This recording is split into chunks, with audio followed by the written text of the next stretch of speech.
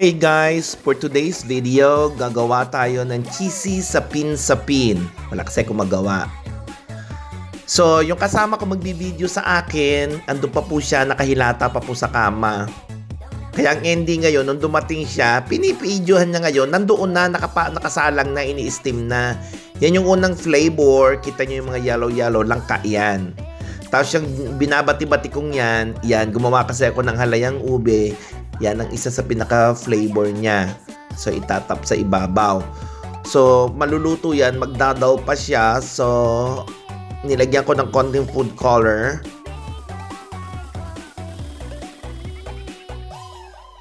Yan. Mix lang. Para maging attractive.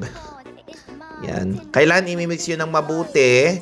Kasi yan ay may halayang ube. Tapos, yan, malagkit. Madali lang naman yan guys kasi malagkit lang naman ang paggagawa ng sapin-sapin, malagkit, milk, sugar. Depende sa tamis na gusto nyo.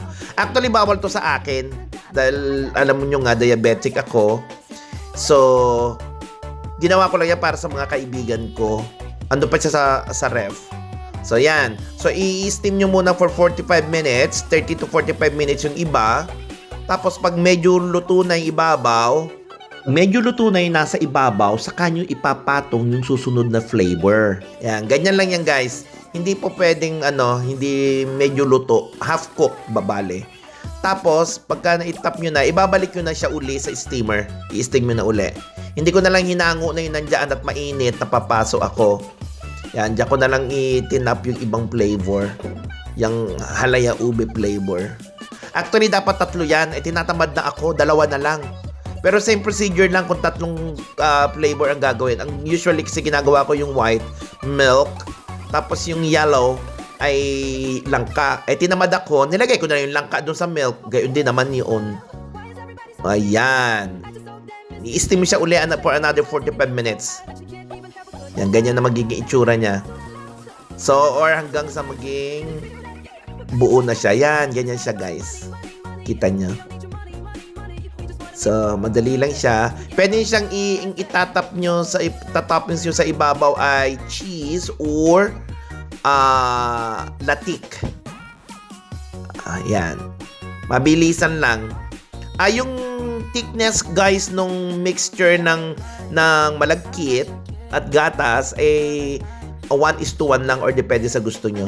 Kasi ginamitan ko siya ng fresh milk, hindi water ang ginamit ko. Fresh milk, gata.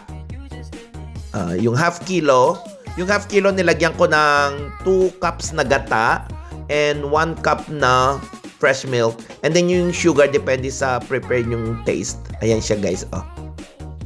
Madali lang siya. Pwede nyong gawin. Salamat sa nag-video guys.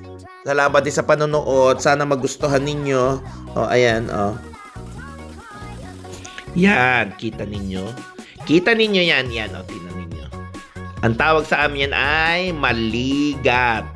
Ayan, yung iba kasing gumagawa niyan, super tigas. Ayan, sige guys, enjoy. Thank you for watching. Mabuhay, muwa chup chup.